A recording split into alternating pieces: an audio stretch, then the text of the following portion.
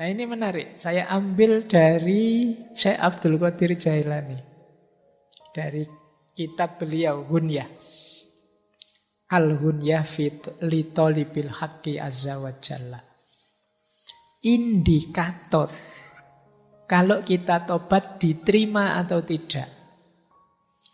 Nah ini Syekh Abdul Qadir Jailani punya teori menarik. Kita kan tidak tahu tobat kita diterima atau tidak, tapi kelihatan dari implikasinya dalam diri kita. Saya yakin teman-teman yang rajin wirid, zikir itu tiap hari tobat lewat istighfar kita.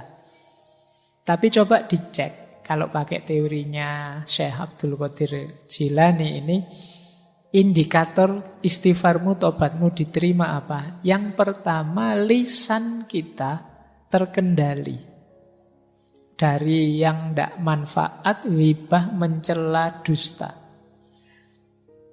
Zamannya beliau mungkin belum ada medsos, jadi tak tambahi lisan dan jempol kita terkendali. Jadi kita sangat hati-hati kalau ingin bicara atau kalau ingin posting sesuatu yang bersinggungan dengan orang lain. Kita ngomong yang manfaat-manfaat atau yang hibah-hibah atau yang mencela atau yang dusta. Kalau masih bertaburan ketidakmanfaatan, hibah, mencela, dusta, tobat kita sebenarnya belum tuntas. Lah itu kan sudah dosa lagi itu namanya. Berarti tobat kita belum sukses. Ya seperti tadi kita itu sering memberikan pembenaran-pembenaran terhadap dosa kita. Ghibah kita beri nama lain, ini kan demi kebenaran Pak. Karena ghibah itu memang sesuatu yang benar, tapi sesuatu yang benar yang tidak disukai oleh orang yang bersangkutan. Nah, terus kita sebarkan kemana-mana. Ini namanya ghibah. Ini penghalang kita dari Allah. Jadi kalau masih banyak ininya, yang tidak manfaat, yang hibah, yang mencela orang, merendahkan orang, menjatuhkan nama baik orang, mencaci maki orang, mendustai orang, tobat kita masih belum tuntas, masih belum diterima. Lupa tapi yang sana maki-maki dulu Pak. Iya, yang sana tobatnya tidak diterima, kalau kamu balas maki-maki, kamu juga berarti. Kita sering tidak sadar ini. Yang kedua, tobat yang sukses itu melenyapkan rasa dengki dan permusuhan terhadap apapun, terhadap siapapun. Orang yang bertobat itu batinnya bersih. Cirinya batin yang bersih itu di situ tidak ada akhlak yang madhmumah, tercela. Kebencian, kedengkian, dan permusuhan itu bagian dari akhlak yang madhmumah. Jadi, kalau masih ada benci atau dengki pada siapapun, saya dendam sekali sama mantan saya, Pak. Sudah habis banyak, malah ditinggal. Capek-capek tak bikinin skripsi ya. Saya belum lulus, dia lulus duluan. Malah aku ditinggal. Terus mau inget-inget. Itu bagian dari kebencian. Mungkin kamu pengen balas dendam, kedengkian, permusuhanmu.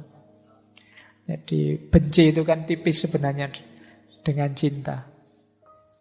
Sibuknya sama, kayak orang mencintai. Cuma kalau dengki, benci, kamu sibuk menjatuhkan, sibuk mencari kejelekannya. Kalau cinta kamu sibuk mencari yang membahagiakan dia. Repotnya sama. Benci kadang-kadang lebih repot. Makanya kata Imam Ghazali, di antara jalan muhasabah, kalau kita kesulitan muhasabah yang baik seperti apa, wong kita tidak punya kemampuan berpikir sendiri, ambillah pelajaran dari musuh saja. Orang yang benci kita, orang yang dengki kita. Karena biasanya orang yang benci kita itu sibuk mencari kesalahan kita. Alhamdulillah loh, kita dicarikan salah kita di mana. Kita mencari sendiri tidak bisa. Jadi bahagialah kalian yang hatersnya banyak. Jadi kalau kamu punya banyak haters kan itu tiap hari kan kamu diserang terus. Kamu salah ini, kamu salah itu. Alhamdulillah tidak capek-capek muhasabah sekarang tahu salah-salahku di mana, kelemahanku di mana. Oke, jadi manfaatkan itu ya. Kamu kadang-kadang stres sendiri gara-gara haters. Yo lumayan kamu dapat, tidak usah bayari orang untuk bantu kamu. Dia sudah mencarikanmu salahmu di mana, kurangmu di mana. Yang ketiga, ini menarik kata beliau, Syekh Abdul Qadir Jailani, cirinya orang yang tobatnya diterima, itu hatinya kuat dan siap meninggalkan kawan yang memberi pengaruh buruk. Ini kalau diterjemahkan pakai bahasanya anak-anak hari ini, bisa menjauh dari toxic people. Jadi kalau ada teman kok toksik ditinggal saja. Nah, ketika kita tidak bisa meninggalkan teman-teman yang toksik, yang memberi pengaruh buruk ini, ya berarti memang tobat kita tidak akan tuntas. Ya kita kena pengaruh buruk terus, ya kita rusak terus. Jadi hindarilah orang-orang tipe ini. Meskipun terlanjur, Pak teman dekat ya Pak teman. Ya teman ya tetap teman, kan tidak harus tiap hari nyampur. Tidak harus deket tiap hari. Jadi belajarlah LDR-an. Meskipun hanya dengan teman. Apalagi teman yang toksik. Jadi yang merusak saja, yang menyulitkanmu saja. Karena ya kalau temanmu sangat berpengaruh padamu, sementara pengaruhnya negatif, ya sulit kamu menuntaskan aktivitas tobatmu. Yang keempat, indikator tobatmu diterima itu rasanya kamu belum siap mati terus. Maksudnya apa? Kamu merasa kurang terus. Wah, ini masih belum imbang, amalku masih belum banyak, dosaku masih lebih besar. Jadi mati rasanya kok belum siap terus.